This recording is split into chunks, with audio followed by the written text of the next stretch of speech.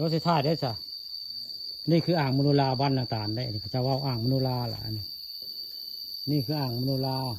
บ้านนาตาลล่ะนี่เขาจะว่าทางนั้นได้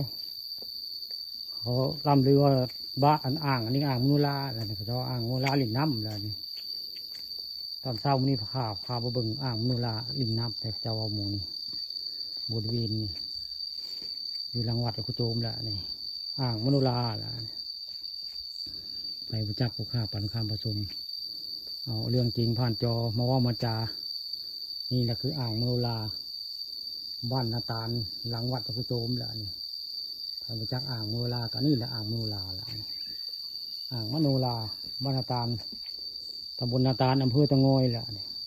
เมื่อกี้นี่ขึ้นมาจากถ้ำได้ถ้ำมันค่ำคล้องทำตะครังเนาะมื้อนี้บรรยากาศมันขึ้นพลได้มื้อนี้โอกาสหน้าจังมาใหม่เนาะรู้จักกี่ดอกอันที่จื้อน้ำอ่างเลยแล้วนี่นายนี่จื้อน้ำอ่างนี่แหละมาหาหน้ากะจื้อแล้วนี่จื้ออ่างโนราแล้วก็แวบปานกระเมนเลย